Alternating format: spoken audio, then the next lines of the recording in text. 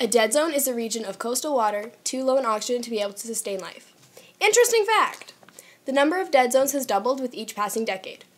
Although dead zones can occur naturally, human activity is making them much worse. Some are year-round, but most are annual. That means they happen once a year, just in case you didn't know that. What's even more fascinating is how these dead zones are becoming so frequent. Let's divulge into this great wonder, shall we? To analyze the dead zones in the water, we must look at how the water is being changed, which starts our journey of discovery on land. I see you, fans. The seaweed is always greener in somebody else's lake. But for the lake of Megadi, that is a big mistake. Just look at the excess nutrients right here on the big lake floor. Microscopic organisms, what more is you looking for?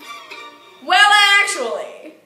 Organisms are not looking for excess nutrients, since by nutrients you mean large amounts of nitrogen and phosphorus, which kill marine life.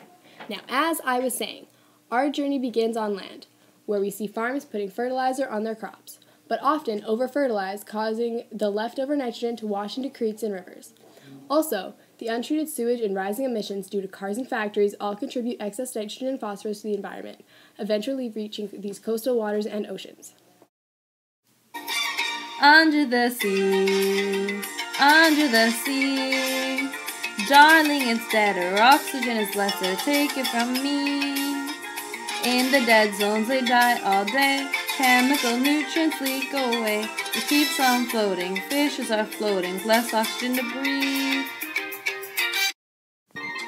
I love being princess down in this beautiful ocean blue, but mermaids are going missing, they end up in someone's stew. So just try to put yourself in to somebody else's gills. You're killing my ecosystem with fishing and oil spills. Oh no, thank you BP. Thank you BP.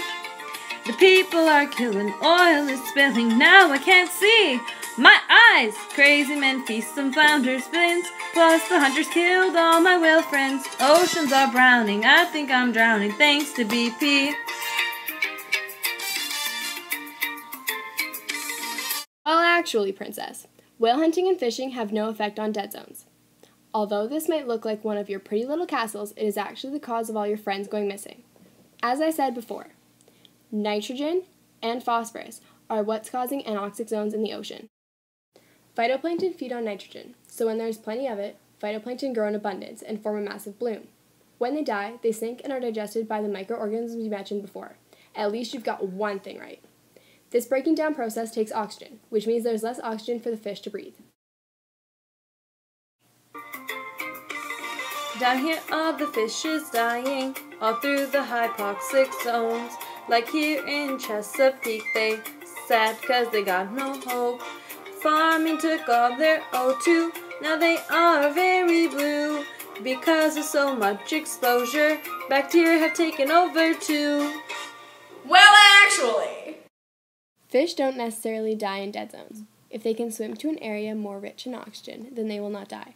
It is organisms that cannot retreat quickly that suffer such a fate.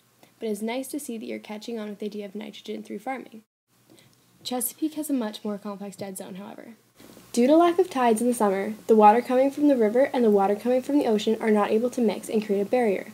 This is called stratification, and prevents oxygen from replenishing in deeper waters as it normally would with the tide. Dead zones are very complex, and a variety of sources can contribute to them, such as farming, emissions, sewage, and stratification. There is hope for some areas, as scientists are working to lessen the areas of dead zones. However, in some areas, this is not an option. Under the sea, darling, it's deader, oxygen is lesser, take it from me.